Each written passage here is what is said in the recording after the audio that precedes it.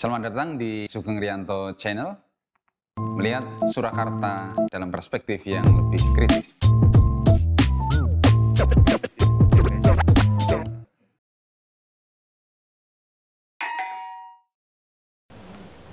Saudara sekalian, bicara tentang APBD Kota Surakarta 2022 adalah APBD murni pertama kalinya yang merupakan genuine penerjemahan dari visi misi wali kota yang baru, Mas Gibran, dan juga wakilnya, Mas Teguh dalam hal ini, yang kemudian sudah tertuang di dalam RPJMD, Rencana Pembangunan Jangka Menengah Daerah, yang kemudian di breakdown dalam bentuk prioritas kegiatan dalam tiap tahunnya, mulai tahun 2022, 2023, 2024, 25, begitu selama 5 tahun. Nah, untuk APBD tahun 2022 total ya, uang yang nanti akan beredar di pemerintahan Kota Surakarta kurang lebih sebesar 2,2 triliun. Ya, peningkatan yang cukup signifikan dari APBD tahun sebelumnya sekitar 2 triliun. Ya, ada peningkatan sekitar 200 miliar. Nah, tentu ini patut kita apresiasi, dan juga beberapa hal yang lain yang kemarin barusan Mas Wali menyampaikan dalam nota keuangan APBD 2022 ya, pada hari Senin kemarin. Nah, ada beberapa poin yang saya ingin sampaikan terkait dengan APBD tahun 2022 ya, agar masyarakat, saya kira, juga sedikit banyak memahami ya tentang seperti apa sih APBD 2022 tersebut.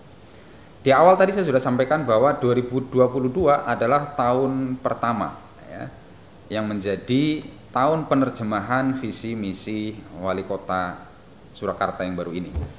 Nah, sudah ada satu langkah progresif yang patut diapresiasi, bahwa di sana Mas Gibran menyampaikan bahwa sudah tercapai target 91,5% herd immunity ya di Kota Surakarta.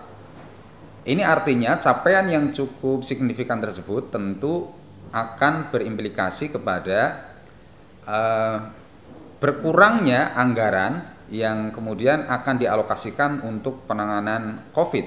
Ya, kenapa? Karena tadi target herd immunity di Kota Surakarta sudah mencapai 91,5%. Ini langkah progresif yang saya kira tanpa kerja keras nggak mungkin angka ini akan bisa tercapai dalam waktu sampai dengan hari ini. Itu yang pertama. Yang kedua, yang patut juga diapresiasi adalah ada target yang cukup obsesif dalam peningkatan pendapatan asli daerah. Kalau di tahun 2021 PAD, pendapatan asli daerah Kota Surakarta, itu pada kisaran angka 523 miliar, di 2022 Mas Gibran, Mas Wali mencantumkan angka yang cukup signifikan, yakni 736, sekian miliar. Ada peningkatan cukup fantastis ya. Tentu ini langkah obsesif yang patut dihargai, patut diapresiasi. Dalam konteks ya, isunya adalah bagaimana Solo mengurangi ya, ada upaya untuk mengurangi ketergantungan APBD dari asupan ya, atau dari dana-dana yang berasal dari pemerintah pusat maupun juga dari pemerintah provinsi, yang itu artinya harus meningkatkan pendapatan asli daerah. Dan upaya ini sudah kelihatan di tahun 2022 ada target yang cukup obsesif, dan ini kami DPRD akan tentu dorong agar capaian itu benar-benar bisa tercapai di 2022 nanti. Nah, kemudian yang selanjutnya, salah satu visi Mas Wali adalah bagaimana ke depan Solo ini punya smart government ya. Nah, seperti apa smart government itu? Nah, ini juga dituangkan di dalam APBD, dan tentu kita akan tunggu nih ya. Apa sih bedanya antara smart government dalam gambaran wali kota yang baru ini dengan apa yang sudah berjalan di periode-periode sebelumnya? Ya, apa yang baru?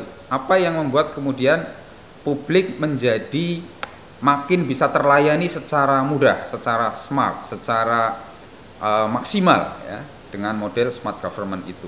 Kita akan tunggu ya, kita akan lihat bareng-bareng, kita akan kawal bareng sehingga betul-betul smart itu mestinya berimplikasi kepada semakin dimudahkannya ya masyarakat di dalam mengakses segala macam kebutuhan kemasyarakatan ataupun di dalam pengelolaan tata kelola pemerintah di Kota Surakarta ya. Kemudian yang berikutnya juga yang penting, karena Solo ini tidak punya sumber daya alam, maka andalan ya bagaimana agar Solo ini punya duit adalah dengan mengandalkan sektor pariwisata ya. Dan itu artinya Solo harus bisa menampilkan dirinya sebagai kota MICE ya, meeting, insurance, kemudian exhibition dan juga conference ya, atau conference dan juga exhibition MICE ya, yang itu core-nya adalah pariwisata. Nah, bagaimana Mas Wali Kota, pemerintah kota dan juga kita semuanya ikut andil di dalam mengajak orang lain di luar Solo untuk datang ke Solo untuk mengadakan meeting ya. Orang luar Solo datang ke Solo untuk mengadakan insurance ya. Orang luar Solo datang ke Solo untuk kemudian conference ya. Orang luar Solo datang ke Solo untuk kemudian exhibition, mengadakan pameran-pameran ya. Ini menjadi tugas pemerintah kota ke depan. Sehingga hotel-hotel di Solo okupansinya bisa 100%, bisa penuh ya. Dan itu artinya nanti dampaknya adalah kuliner akan laku, restoran akan laku ya. Yang berarti pajak hotel akan maksimal, pajak restoran akan maksimal ya. Pasar tradisional kita ada pasar Klewer, ada pasar Legi yang sebentar lagi jadi insya Allah ya. Kemudian pasar-pasar ikonik lain di Kota Solo ini akan menjadi ramai semuanya, dan itu akan berkontribusi memberikan pendapatan asli daerah yang makin meningkat dari waktu ke waktu. Nah, mampukah Mas Wali merealisasikan Solo sebagai kota MICE ya? Sementara Solo belum punya ruang exhibition yang representatif ya, ruang pamer yang representatif kita belum punya.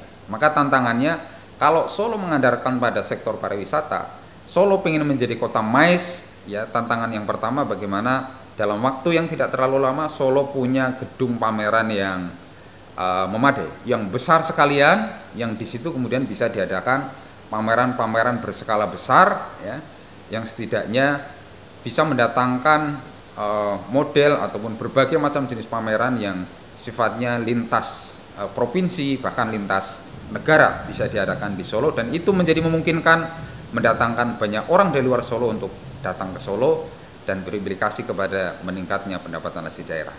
Kita tunggu bareng-bareng dan kita kawal bareng-bareng agar Mas Gibran, ya, Mas Teguh dan segenap jajaran di pemerintah kota bisa merealisasikan ini, dan kami dari DPRD akan terus mengawasi, terus mensupport agar Solo ke depan makin sejahtera, makin kotanya makin bagus, ya, dan kita makin betah tinggal di kota yang sama-sama kita cintai. Terima kasih. Assalamualaikum warahmatullahi wabarakatuh.